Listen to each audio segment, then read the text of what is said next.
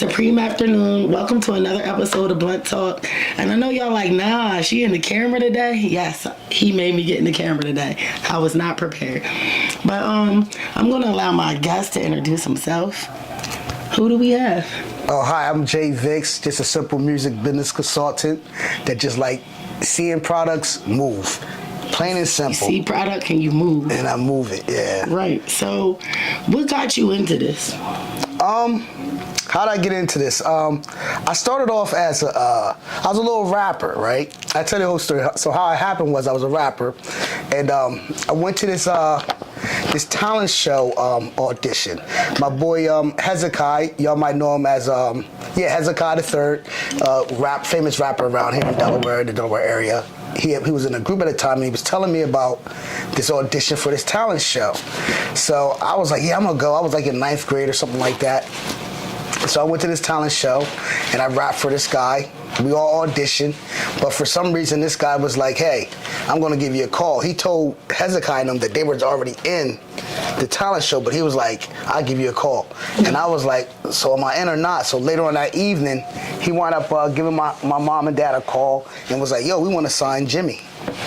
And my parents was like, okay, well, you know, sign him, and then they came with a whole bunch of stipulations and things of that nature where if I couldn't keep my grades up while I'm doing this music thing, I lose the contract. So in the long term, I lost the contract. I became the first mad rapper. Wait, you're not going to just breeze past that. you don't get to breeze past. How you lose the contract? My grades fell from doing shows. And this is back, you got to think, I'm 49 now, so you got to think back then it wasn't the tutors and the schooling. It was like, you know, entertainment. Do or die. Yeah. So that's exactly what happened with me. So my parents was like, oh, fuck that. And so T West wound up canceling the contract. I became the first mad rapper in a way because I was just like, fuck the music business. Because first of all, a lot of people didn't know. Well, I didn't know at the time, like, when I first got into the business, I came in with a DJ and a microphone, all right? Okay. And when I got the contract, he was like, we don't need the DJ. This is when production was coming up high. This is when you just needed the keyboard, the keypad, and they got rid of the DJ. And the guy said, I'll show you why I don't need the DJ anymore. He had my boy Shane come over. We in the basement at my mom's in the house. My boy Shane threw a couple bass loops up there and threw some break beats and some scratching. The guy sat there with this little sampler shit and took all these little pieces. He said, all right, I'll be back tomorrow, Jay. He brought it back tomorrow, the next day, whatever. And this motherfucker had a whole shit off of production. And he was just like, yeah. And for this deal to work, you know, he wanted to be the producer and me be the rapper. And I had to get rid of my DJ. And that's the first lesson of me learning how the industry really works. So, how long was your DJ? I mean, we grew up together. We went in, at the time, we went from middle school, so I say like 3 years. So how hard was it for you to just let him go like that? It wasn't easy to let him go. It was actually sad, but you know, I had this method, and thank God I always been this way. But I was like, you know, if I make it or whatever, I'm gonna get rid of my dog. But if I make it, I just come back and bring, you know, I always carry everybody along with me. Right. That's how I always been. So, you know, I kind of made it, lost the contract, was depressed for a long time about it, and then I ran into this young boy named Young Ali. And Young Ali, you know, he would be a boy that would cut across my backyard back in the day, like to go see his girl or some shit. And I was like that young boy with his new house and, you know, motherfucker crossing my grass and shit. I would come out there like, yo, nigga, the fuck you doing? Quit cutting across my grass. So one day I was just like, yo, what the fuck you cutting across my grass? Oh, he had a blunt. That's how I love weed. So he had a blunt in his motherfucking mouth. And I was like, yo, nigga, what you smoking on? He came over and I'm smoking this. I'll be seeing this little shorty, da da da da da. I was like, and I think I was like, I want to say I was like, man, like 23, 24. And I think Ali was just like, Ali was like 18, just graduated from high school, some shit like that.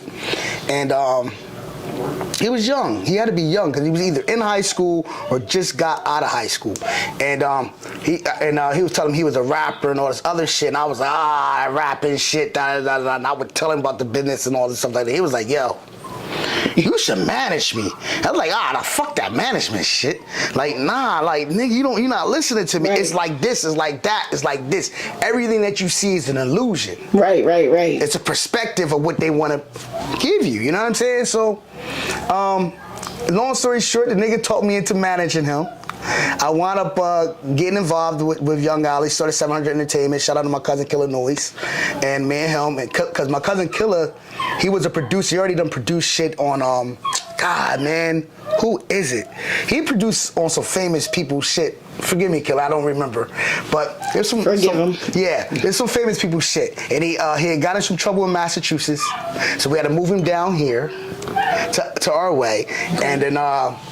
and I heard him rap, and he was a producer and stuff like that. Then I got this crazy idea, and I said, you know what, we're gonna open up a studio in my cousin's gym in the basement. So we did that, and that was it. I need to take care of my dog, huh?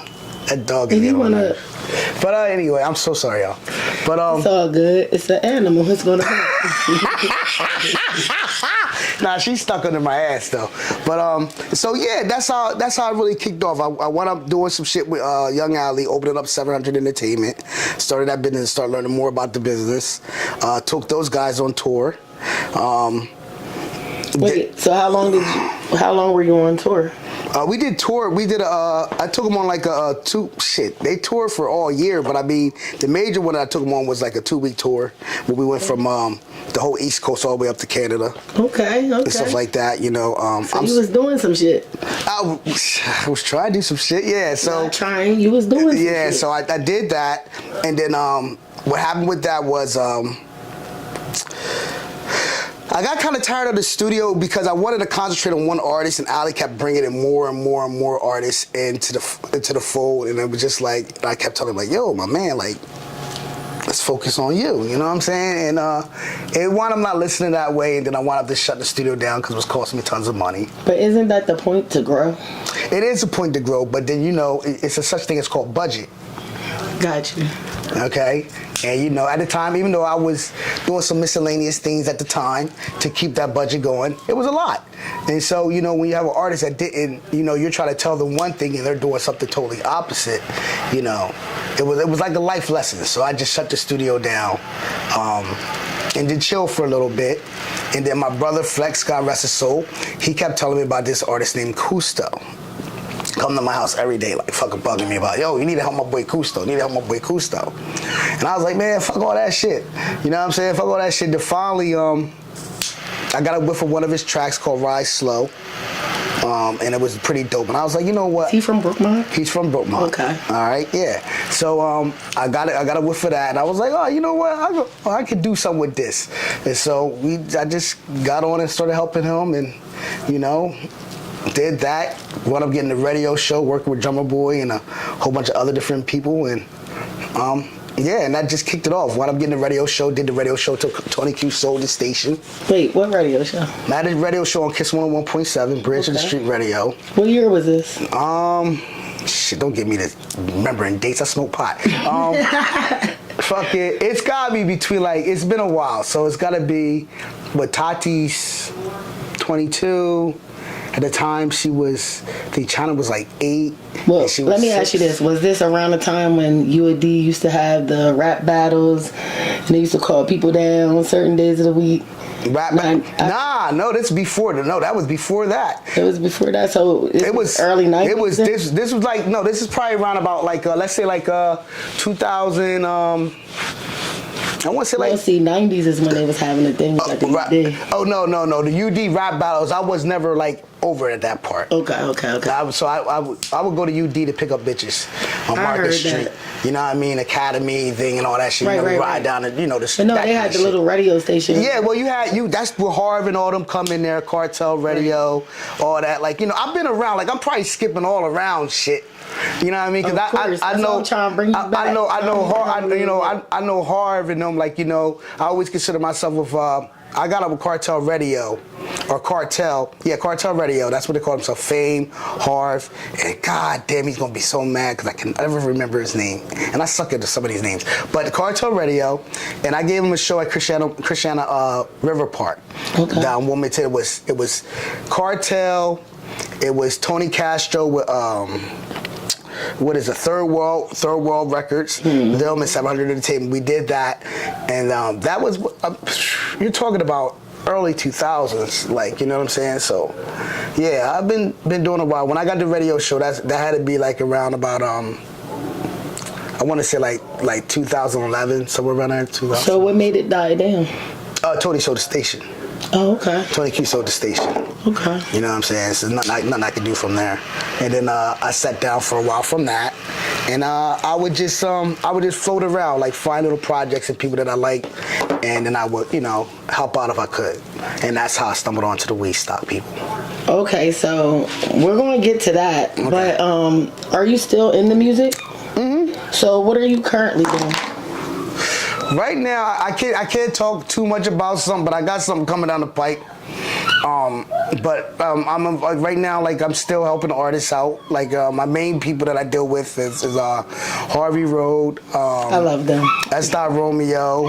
My nephew CTF Bird. You know. Hold on, pause. Let's go back because I'm gonna call them out that you brought them up. Okay. I've been trying to interview Harvey Road for a minute. You hear that, Harv? So I don't know if it's We can make that happen. If it's a time thing, We gonna make that what, happen. But I feel like if I call you out publicly, now you gotta pull through because I got messages with y'all saying y'all would meet with me. They will meet with you. So Especially it's Javon, I'm gonna call the drummer out. I'm really gonna call the drummer out. And you know why? Nah, we gonna set that up. We gonna set that up. I'll talk to the boys and we'll set a date up and give it like 2 weeks, no later than 2 weeks. And that, you mark my word, 2 weeks, and we'll get the Harvey Road. All right, I'm gonna hold you to that. Yeah, I got you. Cause I would like to come out to one of their sets and I think that'd be the best way to do it. Yeah. You know what I mean? Either one of the shows or even one of the rehearsals, and get a chance to know all of them. And that, you know, dealing with those guys and all those different personalities, they're dope. You know what? Now that I think about it, because when I got them into the event last for 420 at the other place, Okay. I forgot that they said that they had to talk to you first.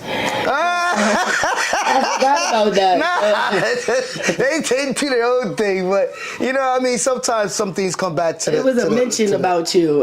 Maybe they didn't say it. Maybe Phil said it. Somebody said something about you better Talk to Vicks. And maybe you can give it. But nah, I pulled that through. I enjoyed them being there. Yeah. So, and how, you know, like I knew Harv, and how that all came about too. Like I know Harv, like I said, I feel like I was like in the beginning process of Cartel Radio. So I knew Harv, right? And I lost touch with him probably a good 10, 15 years, and then I ran back into him. Later on, going to the liquor store, buying some beer, some shit like that, seeing Harv, and Harv was like, yo, what's going on? And that's when I was like, yeah, and then that's when I found out about the weed stock. He's like, yeah, we're performing at the weed stock. I'm like, weed stock? The fuck? What? And it was like 11 minutes from my fucking house, dog, and they've been doing this shit for a minute, and I'm like, how the fuck? I don't know anything about it, but it was like two different worlds. Right. You know what I mean?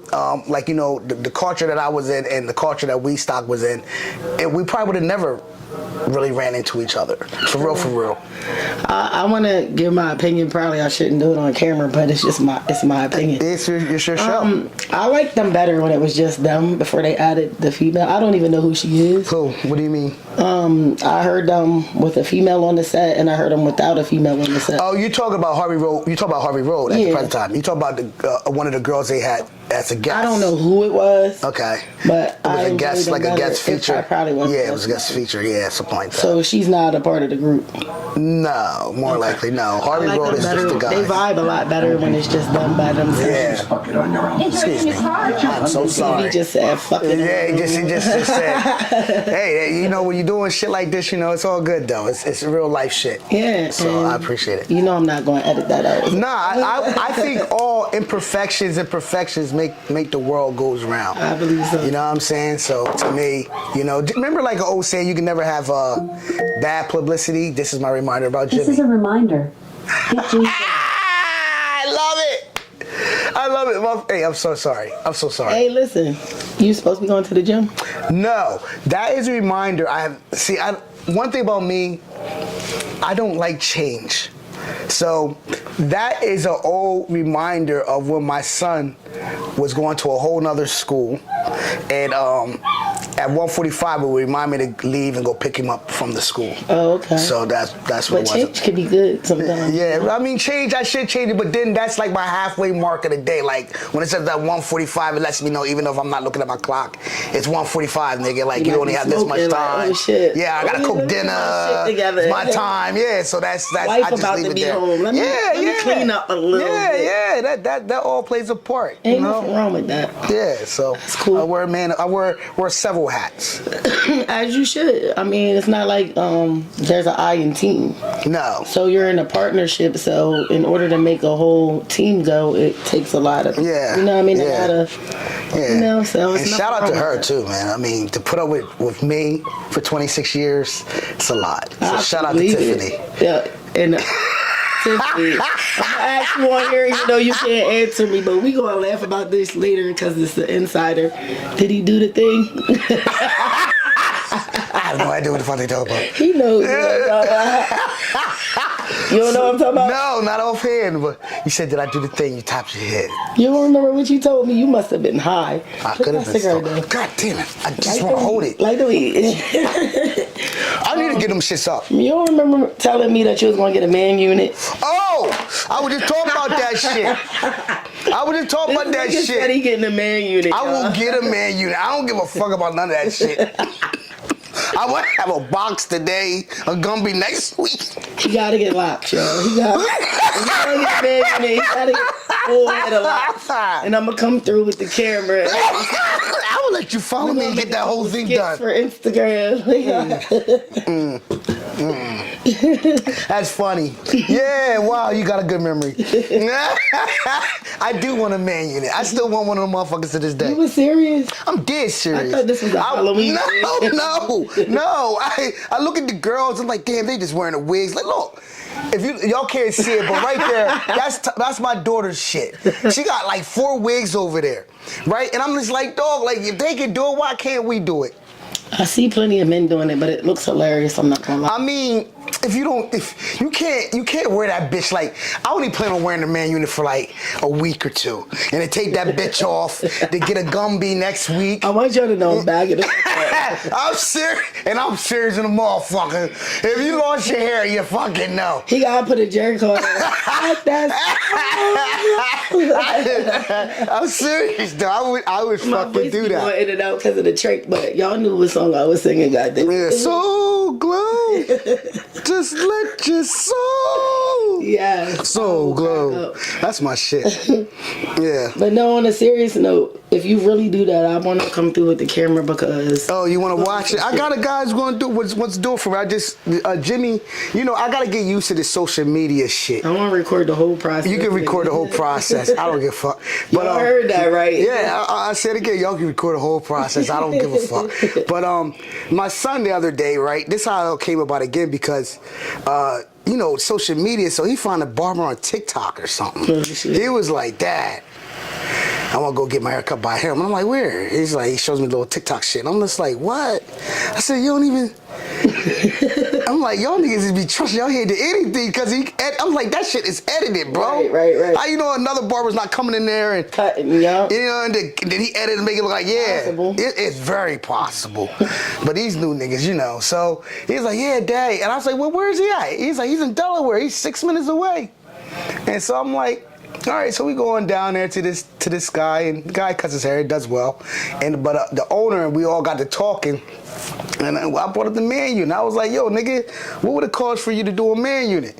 He was like, I was like, yo, I might get one. I'm serious about getting one, dude. I might seriously fucking get one. And I need to be there. I'm gonna get one. I got down, you know, you gotta do the whole thing. You gotta grow all the hair out on the side. And I have a hard problem with letting my hair grow out that long. Here goes the thing. I have conjured up some natural hair growth oil, and it works. It works. It's not gonna take care of this part though. I don't know. I don't know. I don't think so. There's nothing out there that's gonna take care of that but a man unit. You hear me? You wants this unit. This motherfucking man unit.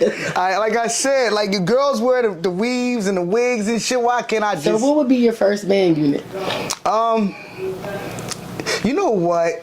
I think honestly, my first man unit, I wouldn't go crazy like with the box or the gum. I would probably just get like a simple like wavy joint or something Little like that. fade or Little something. fade, yeah. Nothing stupid. But you want the waves. But I used to have beautiful waves, man. I worked hard on my You want fucking that waves. old thing back. I worked hard on my waves. Yo, I remember I was locked up, right? And yeah, and all I had was time, and I had my shit spinning. My shit was, Tiffany was like, she would come and visit me, and she was like, damn, you look so great in this motherfucker. Like, you don't do none of this shit at the But crib. gel make you look good though. You come out with It the preserves you. It clean preserves skin you. and all that It preserves shit. you. You ain't doing nothing. So That bullshit they feeding you. With that soft feeder in there. soft feeder. Yo, that's a myth, but yo, I swear that shit is true. But they say it's a myth. Nah, I believe that. I said you have to feed them that shit. All that testosterone running It around would be crazy. in that gel. Come on, you gotta get something in there. That's why I don't think it's a myth. They're just not gonna tell the truth. course they're not and gonna tell you let that. you know that they're fucking lacing your food up. They've been doing that shit. Yeah, They forever. Come home and get everybody pregnant. You know what I mean? Well, yeah, I came home and yeah. That's how they do it. Come home and get everybody pregnant. Yeah. But I ain't go to like a real jail. I went to like because I had a little bit of money. I got caught growing weed a long time ago. I was about to ask you, why did you? Yeah, I got caught growing weed. Very hard hit it. The story's like this. Here you go, and it all starts from the tour. Okay, so here you go. So I remember the tour. Go back to 700. This is how it all starts. So 700 Entertainment. Yeah, at the time to keep that business going, I was selling weed and doing other miscellaneous things to keep the business going. Okay. So at the same time, I'm reading High Times in Cannabis Culture. There's a guy in the cannabis culture named Mark Emery. He's like, they consider him the Prince of Pot. Okay. All right, the Prince of Pot. He sold over 1 million seeds across the world. America wanted to get him and lock him up for draconian laws. You know, they wanted to lock him up for like hundreds of years because he sold millions and millions of seeds. Well, I know that guy. And how it happened was, I'm reading Cannabis Culture. I give him Mike Wynn, and I'm like, yo, I want to set the tour up, and I go from here all the way to Canada. But my main goal, the reason to go to Canada was to get Mark Emery. You goddamn right. So, I mean, I love the music shit and all that, but I was gun-ho. So, yeah, so we go, and it makes sense. It just tags right along with everything. So, I find a way to get to Mark Emery. And then he's from Canada. Shit. Yeah. This is during the time, like, you know, when Canada was in that phase of like overgrow the government. Mm-hmm. You know what I mean? Just overgrow the government. We grow so much fucking pot. We sell so much fucking seeds. There's nothing they can fucking do. Right. And Mark was right. You know what I mean? Look where we at now. But we're still fighting. But you know what I mean? Like, look where we at now. Like, he was so right with that shit. So I went up there and seen him. The first day I got there to Canada, I tell Mike and we're going to go over here to this fucking store because I was reading here about they had the best motherfucking pot. That's the way it read. Right. You know what I mean? But me being so stoned, I'm not really reading it right. And I'm gonna tell you why. I'm reading. I'm like, oh man, they got the best pot. So we run over here to this fucking store. So I'm go over there, and I'm in there, and I'm looking for shit and all this other shit. I'm looking for the weed and shit. And they're like, sir, can we help you? Can you help you? I was like, yo, where's the fucking marijuana and shit? It was like, what? He was like, no, sir, we don't sell marijuana here. I said, yo, and I pulled out the magazine. I said, yo, y'all said y'all sell the finest quality products, hemp products, and it was the hemp, but I didn't fucking think Right. And he was like, yes, sir, the hemp, you know, flip-flops, shirts, fuck it. He's already pointing out all this shit, right? Yeah. Yo, and so I was like, yo, I'm not that retarded, because listen, so I'm like, yeah, okay. I said, so I had it all wrong, right? So I said, okay, but at the time we was marketing a mixtape with Killer Noise, and on the mixtape, it had a big marijuana, but magnified where you can see the trichromes and all that. So I just said, okay, well, we're on tour, and I catered them a CD and all that shit like that. Somehow that gets back to Mark. Okay?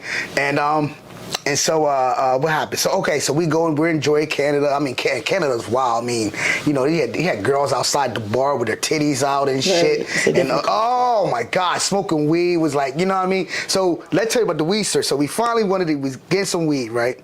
So we're going to store trying to find some weed because we realized that store didn't have the weed. And they was like, but if you go down Dunsdonald, now Canada blocks are like super long, and it was like 2 blocks New away. York blocks? Oh, they're longer. They're like super long blocks, dude.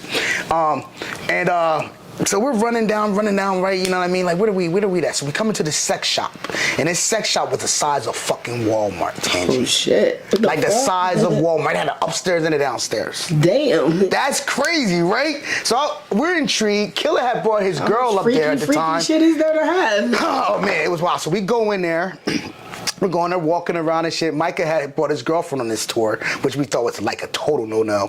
But, you know what I mean? What you gonna do? You know what I mean? So he had his girl there, so they're looking around at sex toys. Me and Ali and who had it? Chevy, we all running around with all dumb and shit. So we go downstairs, and I'm still on the mission for this weed because we ain't got no motherfucking pot.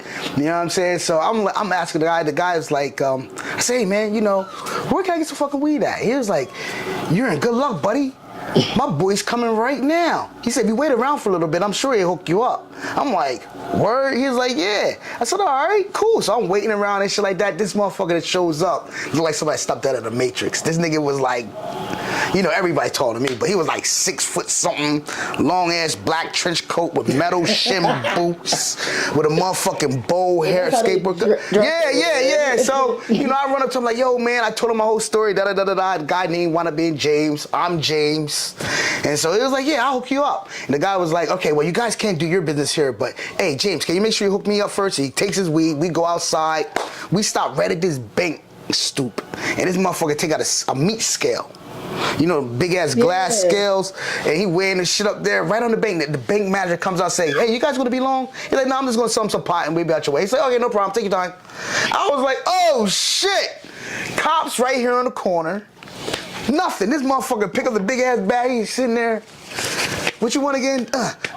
So I went first, and I'm an asshole. I got asshole tendencies, and what I mean by that is, I asked the guy, I said, hey, what's the best pot they got? This is when they had the BC Bud, and they had some shit called M11. He said, the BC Bud, you know, we give that like a 10, a 7, between like an 8 to 10, you know what I mean? Real good, clean, high, da-da-da. The M11, you know, that's like a 7, and stuff like that. I said, well, give me the best shit. I said, I'll buy up all. I didn't buy up all the BC Dro shit, right? And got a little pinch of the M11, right? And so Killer come around, he's like, yo, that's the weed, man. Hold on, stop me, Jim, stop me. So I stop me, and he goes over there, and the guy only got M11 in your left, right? And Killer buys like a half ounce of M11 or whatever. And I'm like, all right, so we go back, we run back. Now remind you, we smoking blunts at the time. So up there, once again, it's no Newports, it's no Swisher Sweets. I keep forgetting we're international. You know what I'm saying? So we up there trying to run around, trying to find fucking blunts, and all you can do is find like $20 cigars that are real cigars that you gotta like peel apart. Right. Oh shit. So we finally get some of them, right? We go back to the room, we smoke this shit. I smoked my little BC Joe, which was a clean, good thing, but none of that hard, you know, hard hitting chest shit. You know what I'm saying? That's what we like to smoke as Americans. We want that, oh, what the fuck is that? Right. You understand what I'm saying? Not the Canadians. It's like, no. So I smoked this BC Joe shit, and then I like when I rolled it, I rolled a little bit of the BC Joe in the front, and I put a little bit of M11 in the back so I can get the taste of difference. When we got to the M11 tastes like some fucking haze, you know, really, oh my God. So I'm bugging, I'm like, oh shit, I need more of that shit. So I run down to Killer's room. I'm like, yo, let's trade over the BC Joe. I'll give you a couple bucks. He's like, no, nigga, no, you bought all that Joe. That's all yours, nigga. Keep all that shit. Yeah, that's what it gets for being you, Jimmy ate it. And I had sipped through that motherfucking fucking Joe. But that weed was good, man. That weed was so strong, man. I feel like I was in the HD TV. So is it true over there, right, that they got these bars and all the food is, like the snacks and everything is infused?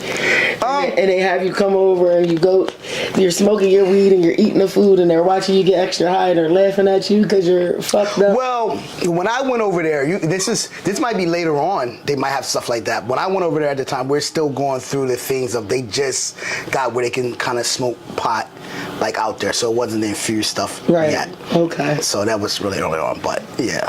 I heard about some bar things. They probably do, man. You know, everybody's more advanced than us. You know, it take us a long time to get up with some shit. I ain't gonna say that because I've been making infused food for years. I get that, but you know, like, when I grew weed back then, and we're in 2026. I thought by now we'd have all this shit. I thought we'd be able to grow our own shit like tomatoes by now. I thought, you know, it's just I don't know why they're dragging it on so long. You know why? Because you got to think about it, right? When they took marijuana off the market, it was in the 70s. And think about what was happening in the 70s. It was more love and peace. And everybody was peace, harmony, and all that shit. And they didn't like that. That's not how they wanted this world to be. They wanted it to be in chaos. So they made marijuana illegal and made alcohol legal. What does alcohol do? Alcohol make chaos. Big problems. You'll never see a room of high motherfuckers fighting. Oh, no. But you'll see a whole room of drunk motherfuckers fighting. So, you know, they did exactly what they set out to do. And, you know, they're doing their job. Yeah. You know, but the thing about it is we gonna keep fighting. And we gonna win. Never thought, did you ever think that we would see this time? We was in Rodney Square last year smoking at the weed. I never thought it'd be where I could actually go to the store and buy weed. You know, like my first experience with that was not here in Delaware. When I was on, once again at another show, dealing with my job. I'm in California. Shout out to my nephew MR. I mean, Cali and Vegas and all them always. Oh my God, man. So we went in there to go buy the pot for the first time at, like, you know, to get a chance. Because, you know, we come from Prohibition. You know what I'm saying? Where we had to get our shit from the block to go into a store and they got the case there. Right. And the motherfucking white boy come out there like, this is that. It's energetic. And then just explaining all this shit to you. You're just like, what the fuck? So yeah, I'm glad to be at a time where we can actually do that. In California, even in the airport, they got a place where you can smoke your cigarettes and shit. They don't have that nowhere else that I know of. Yeah, smoking section. But I remember when I went in there, and it's not even smoky. Yeah. They have some type of system in there where it sucks it all up. Out. Yeah. I'm like, I don't even. They need that shit everywhere. They need that shit. They need it, you know. In restaurants. And shit. Man, that shit's whack, dude. They really. I ain't gonna lie though. I used to hate because I'm not a cigarette smoker, but I used to smoke Black and Mild. But before I smoked the Black and Milds, when you could smoke in the restaurants where you ate at, I used to hate that shit. I ain't gonna lie. Oh yeah. Because I don't want to bite my food and inhale somebody's cigarette smoke. I get it. I mean, but you know, just think about after that great meal you had, and then you get a chance to sit back, do a little Mai Tai, you get a chance to smoke your cigarette and shit. No, I wish they would make them $60 a pack. So oh shit, yo boy. All right, but at the top right up. $60. God damn. $60 motherfucking dollars. I think it was what, CTFGs. I don't know what. No. That sounds about right. Yep. But he probably was like, "Fuck you, bitch." $60. Yeah, no, because he does smoke cigarettes. Yeah. No, I'm sick of y'all motherfuckers. I'm just, you know. I don't want my wig smelling like that shit. That's my kids. That's my kids. Like that shit. That's my kids. Like when Jim. I smoking Black and Milds, I cussed everybody out. Like, bitches, why y'all ain't tell me they stop? I mean, this shit smell like this. To each his own. That's what I think, you know. But see, that's what I feel like. Freedom is freedom, man. Sure. You know. So, but I get it. But I tell you what was cool when I went down to Atlanta. Before they started doing this shit all up here, when I was down in Atlanta with Drummer Boy and them, and we was at the restaurant, we was at the Waffle House. These motherfuckers was lighting joints up, smoking right in the Waffle House. That shit fucked me up for a second. I was like, yo, these niggas down here, they was living though. Them niggas was living down there though. They were definitely they're definitely living down there. Those blacks live totally different than what we do. Well, they got Stone Pizza, but that's up New York. They had one in Philly. They fucked that up. Oh, Stone Pizza with that? Like a pizza where it was actually weed on the pizza or something like that? It was infused food, period. Even ice cream, sherbet, all that, the drinks. I loved it. Man. I had a chance and I missed it. Is his name Weed Man? The motherfucker from Jersey? Famous guy. I think his name is Weed Man or something like that. And I flaked out. Harvard got invited up there, his grand opening restaurant. And this guy's like really fucking known. And I was tired of something. I didn't go. And come to find out this guy was Weed Man. He was like actually like internationally known. Like he's known. So what, does he still have the restaurant? Yeah, he still got the restaurant. Let's go.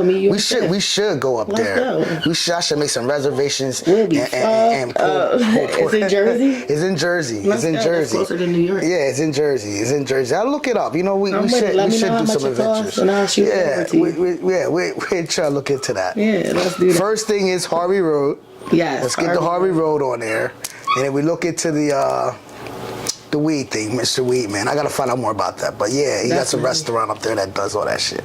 So, okay, now we didn't talk about a lot of shit. We ain't even get to most of the points. It's going to be another interview because we didn't get to everything I want to talk about. But I do want to talk to you about, so how did you get involved with weed stock? And not just weed stock, matter of fact, because you're higher up than just weed stock. You're in the board or something, am I correct? I'm part of the staff, yeah. Exactly. So how did you get involved with all of that and then get to that further up in it? Once again, man, I like I said, when I do stuff, I do it from the heart. So, like once Harv told me about the weed stock stuff, and I heard that you can volunteer and stuff like that, I took me and my son down there to help out, Jim. And we helped out one of the festivals. I don't even think it was I'm not sure. I get these confused if it was Weed Stock or it was Dre's Reggae Fest. He had like a reggae festival. It was one of those two. When I went down there, I helped out along with them, and we got to talking about the radio because no one knew who no one was in a way. Like they knew who they were, of course, right. But I didn't know who they were. I was just being myself, and and I heard about they had a problem with getting on radio and stuff like that, and I had a few ways of getting on radio, and I said, well, I can put you on like UD station and call my boy and all them up, and we got them on there, and I did that from. Keep talking. Yeah, I did that from out of the love, and that just wound up getting me invited onto the staff, so that's why. Am I in Camberville? Yeah, we good. Okay, so my thing be overheating, but it's cool in here, so I just wanted to make sure it didn't do that. Okay, cool, it's cool. All right, so so that's what happened. I got him on UD, and then one of the managers invited me and my wife to the meetings and stuff like that, and then that's just how it all happened in a way. But how I got next to him was. One year we did the art festival thing or something like that. It had like an art stage in the back, and I had invited me and my boys up to run the backstage and stuff like that. But that's during the hurricane. What was Hurricane Ira or whatever it was? It was one of those hurricanes. Katrina. It wasn't Katrina. It was somebody, but it was one of the hurricanes That's that came through. I remember a lot. the one hurricane came through up there, and the backstage got flooded out. But me and my boys held it down back there, and we just was rapping our ass off because that was something we do anyway. Like imagine sitting in our living room, a whole bunch of weed, and tons of beats. Oh yeah. You know what I mean? And that was something we just went up there and did and had fun, and they got a whiff of it, and the rest is history. I got a chance to put a show together down there, and once again bring my team with me. If we together, like I don't forget where I come from. So that's how I've been in the business for a long time also. I heard that. I probably want to interview Bird too. You heard that. Bird, you hear that, Bird? She want to do an interview, man. Yeah. Gotta make that happen. He might be too, uppity to jump on Blunt Talk because I ain't got the buzz like that. Nah, I don't think when I feel like that. We gotta help each other. I don't think like that. I heard that. Yeah, so, yeah. I've been around him a couple times. I'm not gonna say I get a bad vibe from him at all, but he's always busy. Like he's always into his music and in the studio or something. So I feel like bothering somebody about an interview while they're at work is trivial. So Okay. I never, bothered them. Seem like I'm always around them at the wrong time. Okay. I'll bother him for you. How about that? I appreciate it. Okay, I ask him about it. Definitely. And I don't know if it's going to be this year because I don't think I want to do it this year. But next year, I'm going to be joining you out there in that weed stock. I'm going to get higher eats out there. Okay, yeah. Yeah, you know the right people. Yeah, I definitely do. You know the right people. And I'm waiting for you to do your show. Listen, I've been waiting for myself to do that show. I got a couple episodes. Shout out to my boy Rich, my partner Rich, man. He's probably disappointed, but it's been a lot that happened in between. I got you talking about Child Time, right? Child Time. I forget the little what podcast. It's called, it's called Child Time. You asked me if I bring our eats on there. Yeah, and I still want to do. I really, what happened, Tange? I tell you, journalism is real. And that's what a lot of people don't understand. Like, it's the commitment of wanting to do that all the time. And what stopped me, because I was committed, I went up New York, got the interview with Smart, did all that. And what stopped me when we got into the editing room, and I had 4 hours of shit to edit. And me and Jermichael looked, and first it was uploading up in the cloud took for a while anyway, and then you had to, you know what I mean? And then it was just a lot. But I planned on one day And I say one day because I do have a couple episodes of Child Time tape, and I should release those things. Okay, so where are you planning on releasing them? Right on YouTube and my little social media stuff. Something Got a real little simple. access to some shit. And Roku and shit like Oh, I that. got access to it. Yeah, so. You talk to Mr. C too? Of course, you know they called me. Of course he called me. He That's called my baby me. right Yeah, there. yeah. I mean, you know, got blood talk and on there. you should, and with people, and I'm gonna say something about that, Mr. C. Like a lot of people, you know, think of Ralph McDaniels. I got friends that know Ralph McDaniels. Ralph McDaniels was the one who started BET, Video Soul. Mm-hmm. Okay, and you know, when you have a guy like a Mr. C running around with an opportunity like that, you jump on it. This is when you jump on it. You've been waiting for, you know, everybody's all waiting for the big machine to come down and sign them and all that. Fuck all that. No, do everybody's your own more thing. concerned about money. Yeah, but Networking is the most money that you can ever make. and it keeps the money coming. You know, it keeps the money coming, and people always worried about, oh, is he gonna pay me for my show or am I paying? Dude, get opportunities like my that. shit's being seen overseas. Yeah, it's gonna be seen everywhere. It's being seen overseas. It's gonna be seen everywhere. Countries. Anything on Roku. Yeah, anything tied to different things like that. Like I said, it's gonna be seen. Like when we was doing Cousteau, I think like Ali. I think Ali had a big ass fan base overseas, like a big fan base. But at the time, we didn't have the budget to send his ass overseas. Right. You know what I mean? So a lot of people, like, you know, people start these. I'm waiting for one of them to reach out for an interview. I'm coming overseas because they're watching my shit. Yeah. Or won't you just find one of them overseas little motherfuckers and. I mean, I know people. Yeah, I got connections. Yeah. I haven't been in a while, but I got connections. I still talk to a few people. I really got people. I got people who's been deported before all of this shit. Yeah, okay. So, through selling drugs and shit like that. Yeah. So I know a motherfucker, this nigga had diplomatic immunity here. He used to sell hundreds and hundreds and hundreds of pounds of weed. Diplomatic immunity. And he was like a prince or something. Some wild weird shit like that. He was selling weed around UD. Isn't that crazy? It's crazy. It's crazy how you get privileges yeah. But you gotta know the right elite in order to get these privileges. Oh yeah. A lot of people think that you have to have the right amount of money. No, motherfucker, you need to know the right reptilian people. Lizards. Yeah, the reptilians and lizards, all shit. You know, I got accused of being Illuminati a while back. I think I heard that before too. You heard that about me? Talk to you about that. But I don't know if we got enough video time for that conversation. Yeah, shit. But yes, I believe I heard that about you. I wanted to touch that. We're briefed by it real quick. Well, Illuminati is real. I know it is. Okay. I am not part of Illuminati. Are you sure? You ask different people. People would say different things, man. I've been noticing that. It's a secret. And Masons. Oh, I mean, and you ain't even supposed to tell nobody. They've been announcing it and shit. So, listen. Is this some shit that you just can't tell me? Oh shit. Let me see a wink on the eye. I'm just saying, this shit is real. It things exist. It's not always called the Illuminati per se. Of course. It's just a way of people not knowing the unknown in a way. So they say the Illuminati. Of course. But you know. We know this. Yeah. So I don't say that I'm not part of Illuminati or am the Illuminati. I mean, I'm just part of my situations of making things happen. So are you in society? No, I believe in frequencies and vibrations. You know what I mean? And you can manifest whatever the fuck you want if you're working towards it. Of course. So that's what I believe in. I believe manifestation is very manifestation. I manifest your ass, manifest the weed stock, all that shit. It's very real. And just do it, yeah.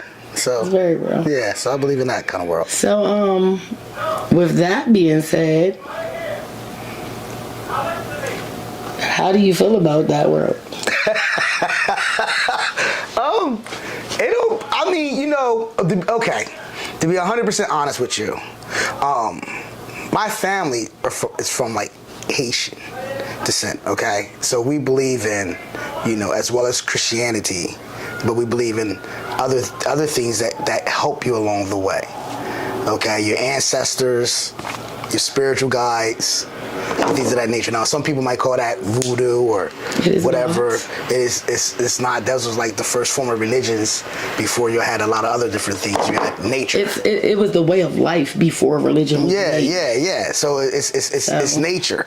So so with that being said, people can take it how they want to take it, but I don't take that as no Illuminati or anything like that. I believe in vibrations and frequencies. Well, see, the thing about it is, right, it turns into that because of the secret societies, and you know how that goes when they're using the magic against us, and when it turns into that, when they're using the magic to make themselves stay rich and keep us poor, that's or keep you sleep. Exactly. So that's when it turns into these things, just like sororities and stuff. Well, I was just watching something on the sororities, and I think how they go to the church. Yeah. We talked about that. Yes. And they do what they do there inside the church.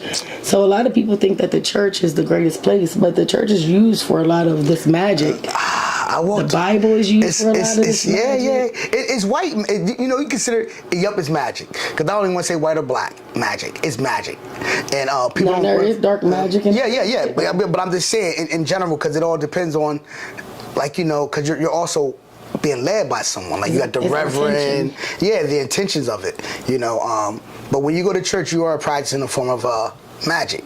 When you sit there chanting, the singing, and the ritual of the choir walking down the thing. I'm going to get deeper. Okay. And I have to say this. Go ahead.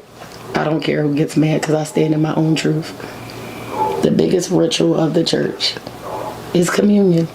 Pretending. Oh yeah, to eat the body of Christ and all that stuff like that. Yeah. That is Is it not? And demonic. Is it not? But yet they take it over how they make it seem over. We drink the grape juice and you get some crackers. No. But it's the symbolism of it all. And then they'll say, because I want to burn candles and frankincense and myrrh, that I'm evil, but that's in the Bible. That's the real shit, though. You're you're supposed to come in, you move into, I'll sage it down, and it's in the Bible. You're supposed to do these different things. But as people get more, what's the word? How some people can be so smart, but they stupid. Yeah, smart dumb. Smart dumb. That's what I call them. Yeah, smart dumb. Yeah, smart dumb. No common sense in the mix. Just smart in the motherfucker, but dumb as shit. Yeah, so smart dumb. Smart dumb. Smart dumb is right. Yeah. But at least I'm so happy now that I can stop being called a conspiracy theorist, because a lot of the things that I've been telling everybody, it's been happening. Being told that it's the truth now. It was the truth, and that's everybody always thought you was crazy. I remember going down these rabbit holes, watching the David Icks and all these, and they telling you about the cabal, and they're saying it. And then you had Michael Jackson and his little slips up saying, all these different things, and they were telling you along the way. Prince, they were telling you along the way. All the motherfuckers, all the motherfuckers. Yeah. They were slowly telling you, even they were telling you it's more to meets the eyes. It very much is. And what I found was really weird. When I was down there with Rick Ross camp and them, and how they was using different tones. Oh yeah. The tones and the bass lines. That's to keep you hooked. The frequency, the vibration. Yeah. Yo, it's some shit. Scared the shit out of me for a second. I'm like, these motherfuckers is fucking with that shit. Yeah, but you'd be surprised how much shit is fucked around in that music. In your body.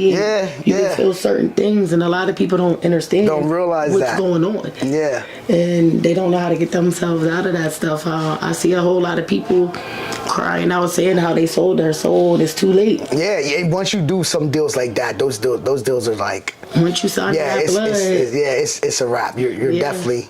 You definitely gave up your soul for that. Yeah. Then they get you to eat certain body parts for certain levels of money. I've heard. I've heard. I've heard. I was never that desperate. But I always blame that on me being fortunate at an early age of getting into the industry and seeing the badness of it. Right. That they didn't care. They didn't really care. It was about the money. Yeah. It was deep. And it was a lot. And I learned that at an early age. And so I just move in my own thing. That's why I'm not that anxious to get really famous or really not. I'm just chilling in my thing. Moving at your own thing. Yeah, which is great for me. When you rush and try to get that money, then those opportunities present themselves. the demons will come out, dude. They always come in the form of a loved one or something. It's never. It comes in all kinds of forms. I tell you one thing, like, see, because I'm blind. I'm like, I want to say I'm not one of them smart dumb niggas, but let's say the smart dumb nigga at the time, right? I remember we at the station. I'm at the station, right, and it's me. My financial advisor Gregory, God rest his soul, and Tony Q, and we're sitting there. We just made the radio deal, and this motherfucker. I'm just gonna use this as a sample, right?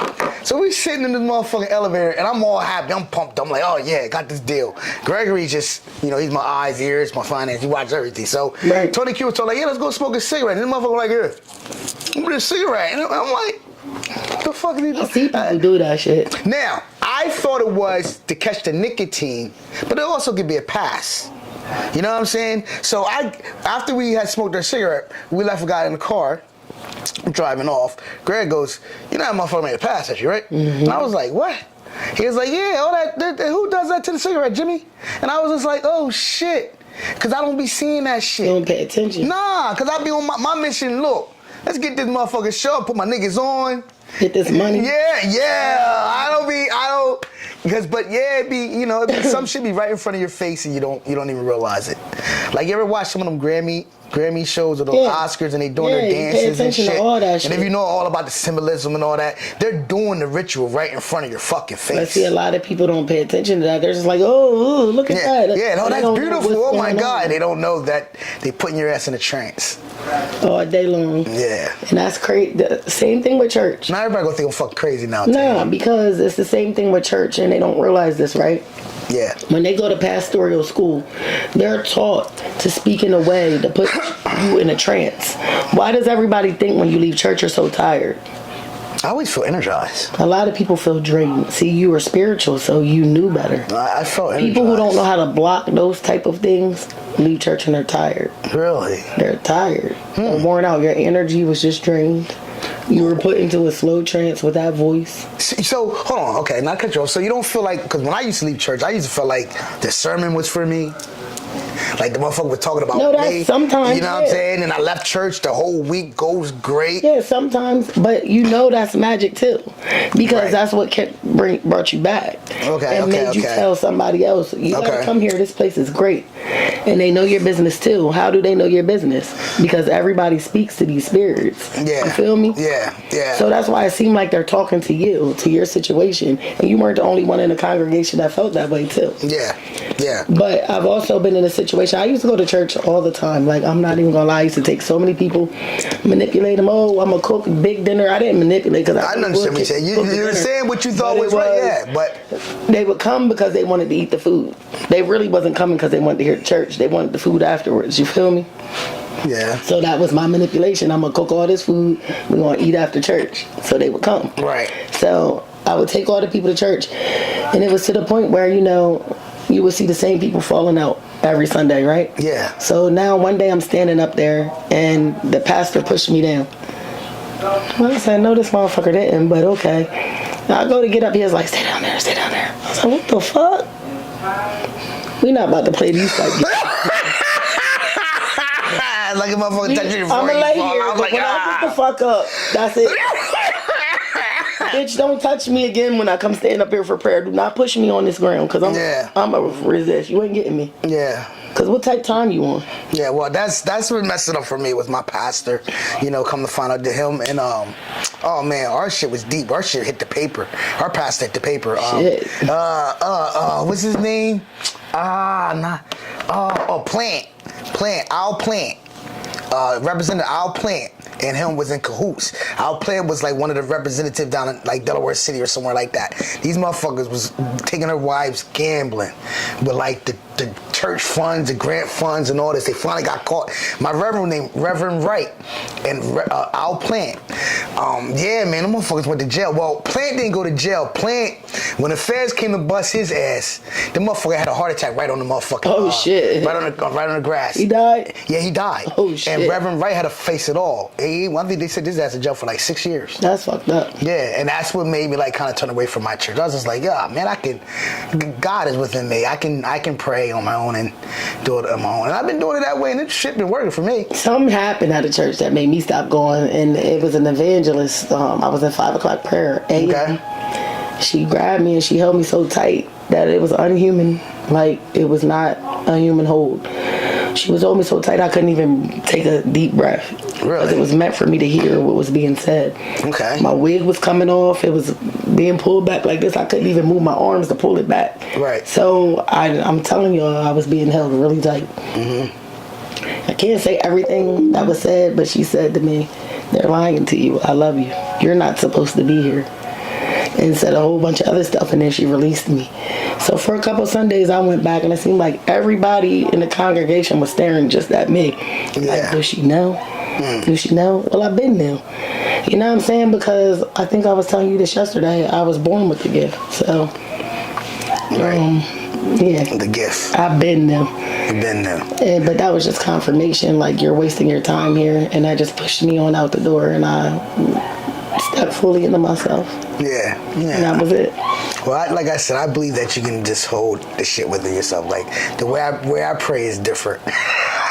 Like, when I tell people I pray, it looks at me like, for real? Because I talk to God or the Most High. Yes, I talk to him just like I talk to my people. You're supposed to. Yeah. Motherfucker. Yeah, that's me, yeah. My nigga, what the fuck is going on? Oh, how are and then because he know it's fake. fake. On the phone, it's stupid. He know it's fake. He know it's fake. And so I feel like you gotta come as you are. And as I come, I be like, what the fuck was that?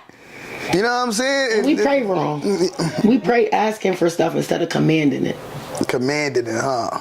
I don't know if I command. I just do. I do. I pray for it, and then I make sure I'm moving my feet in some kind in that goddamn direction. In that direction. You know what I'm saying? You can't pray for it. You're not moving in that direction. But when I say command, I'm not a beggar. Okay. Oh, please do this for me. You're not supposed to beg, because begging shows that you don't even believe what you're asking for. I didn't know that. Well, I don't beg. I just talk, and then I do. This is what I need. And this is what I'm going to do to watch do you it. Make it happen. What I'm going to do. I'm going to move towards that because I know you're going to make it happen. It's almost like when you Speak with authority. What is that? What is that thing when you fast for something? Right. You know what I'm saying? You're fasting, and you know what I mean? Like, you're committed to fasting because you're wishing for a prayer of some sort, of some kind of, you know what I mean? So it's the same. To me, this is all the same, you know. But I feel like you get onto others. You get onto you what you do onto others. And I always been in a serving situation. I like to serve. I like to give. By me giving and serving keeps me blessed. There's nothing wrong with that. Yeah. There is nothing wrong with that. But I also believe that being authentic is the highest frequency, and then right under that is love. Okay. And as long as we're operating in those two frequencies, then we'll have everything we need. There you go. I think we took this interview way longer than I wanted. I hope the camera didn't cut off because I can't see from this end. I see it right there. Look, yeah, see? But I didn't hook the screen up. I got one, y'all. Yeah. But at the end of the day, much gratitude for coming on Blunt Talk. Thank you for having me on Blunt Talk. Of course. And you got to come back because we did not touch. We come back, you know. Half of the shit I wanted to talk to you about.